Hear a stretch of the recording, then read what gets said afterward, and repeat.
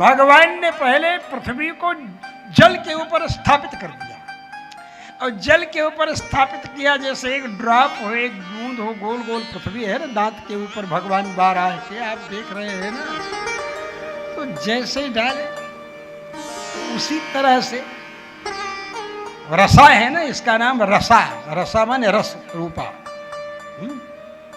डाले जल के ऊपर तो जैसे घी की बूंद डालो जल के ऊपर तो जम जाए, ऐसे ये पृथ्वी।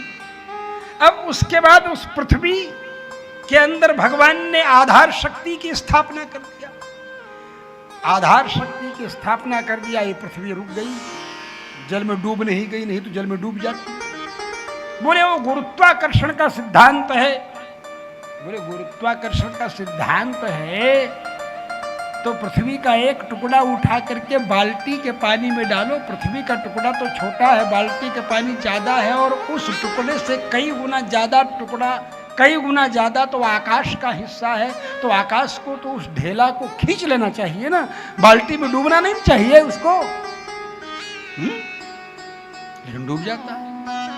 बोलो भाई, और बाल्टी में डूबा हुआ ढेला गल जाता है, घुल जाता है, मिट्टी है, जल ही है 75%, फिर भी नहीं घुल रही है पृथ्वी, क्यों नहीं घुल रही भाई?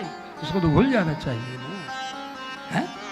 इसको तो घुल जाना चाहिए, हम सब लोगों को डूब जाना चाहिए कीचड़ में, जब जल ही जल है, जल के ऊपर ही तो पृथ्वी है, भूगोल में आप यही देखते हो ना, है? जब देखते हो पूरा विश्व का मानचित्र दिखता है तो इसको तो घुल जाना चाहिए, लेकिन घुलती नहीं है। क्यों? क्योंकि भगवान विष्णु ने इसमें आधार शक्ति की स्थापना कर दी, और आधार शक्ति की स्थापना कर दी तो अपने आप ही आधार बन गई सबका, तो जो सबका आधार बन गई, सब इसी के ऊपर है, तो ये थोड़ा डूब जाएगी।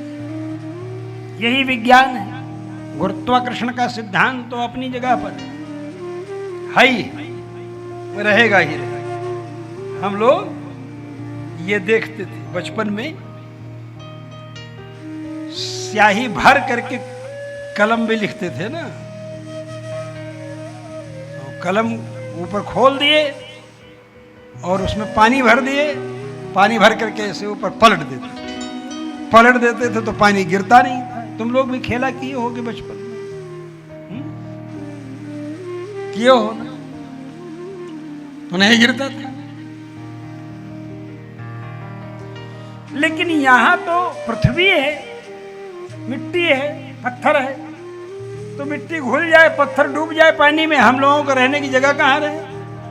अरे भाई, मिट्टी के ऊपर नई बिल्डिंग बनी है, मिट्टी घुल जाएगी और धंस जाए। लेकिन इसीलिए भगवान ने आधार शक्ति की स्थापना किया पृथ्वी में, और आधार शक्ति की स्थापना करके खूब ढिसम ढिसम ढिसम ढिसम हुआ, दे दनादन दे दनादन, और पृथ्वी भूदेवी वो हिरण्याक्ष के दैत्य के उस युद्ध को देख रही थी, अपने प्राण प्रियतम भगवान विष्णु के उस वाराह रूप को देख रही थी, और दोनों में युद्ध हो रहा था।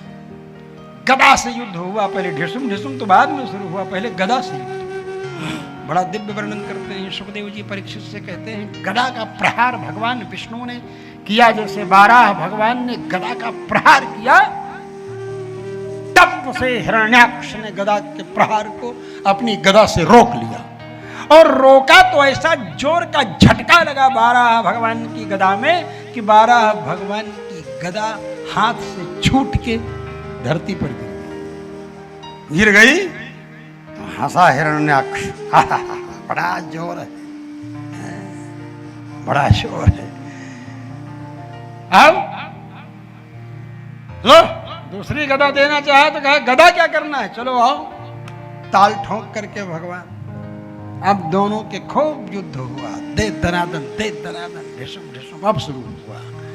अब उसके बाद इस तरह से छलांग लगा करके, फ्लाइंग किक बोलते हैं ना उसको, आप लोग जानते होंगे, ऐसे जोर से छलांग लगा करके पैर की हीड़ी से ऐसा मारा उसकी कनपटी के ऊपर कि दोनों आंखें निकाल करके गिरा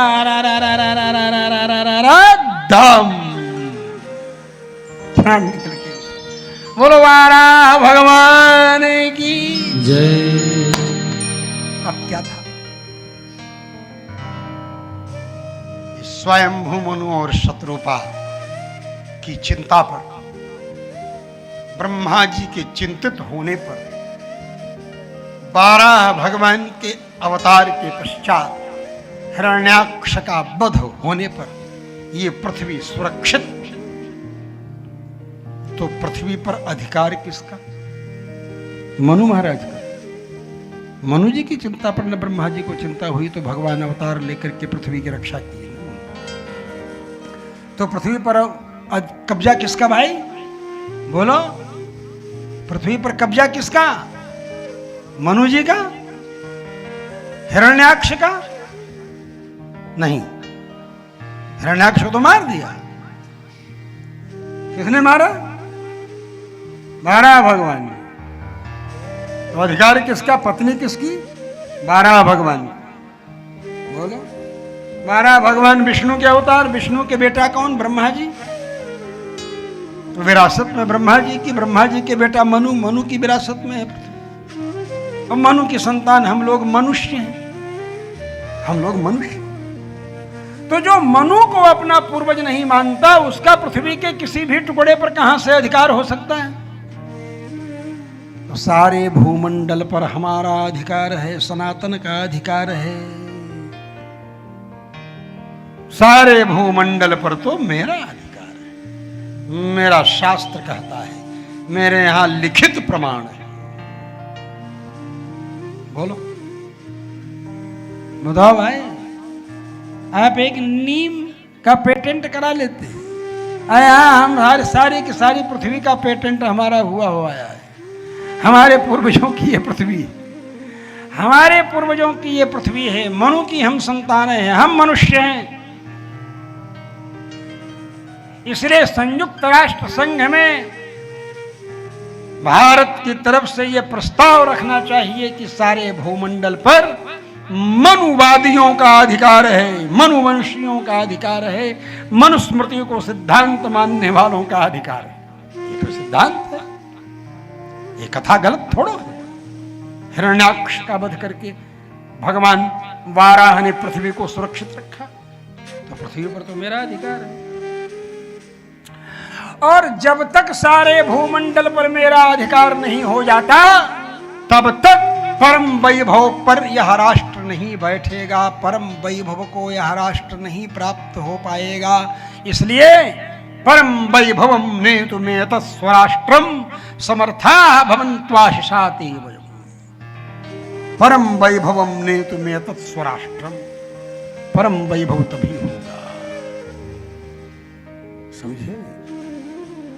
संसार में ईर्ष्या और द्वेष और छल और प्रपंच, इन सब चीजों से मुक्ति तभी मिलेगी जब मनुस्मृति सिद्धांत के अनुसार समस्त भूमंडल का पालन होगा। क्यों? क्योंकि हमारा धर्मशास्त्र कहता है सर्वे भवन्तु सुखिनः सर्वे सन्तु निरामया।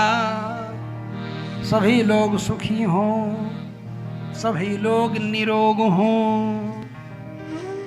सर्वे भद्राणि पश्यन्तु, सभी लोग कल्याणमय दृश्य देखें, सभी लोग मंगल ही मंगल देखें, शुभ ही शुभ देखें।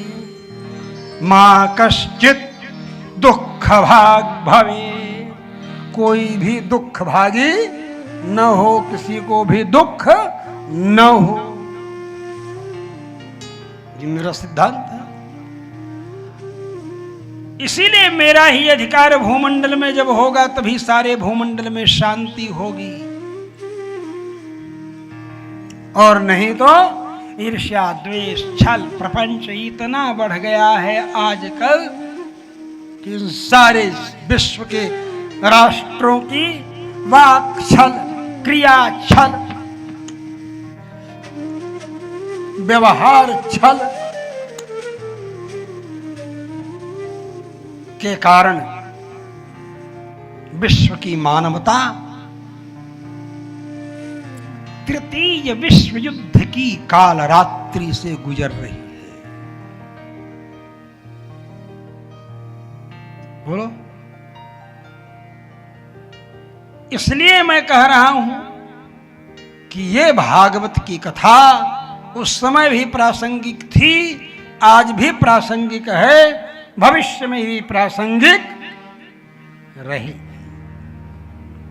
ये भागवत की कथा, लेकिन हम इसको समझें, हम इसको जानें।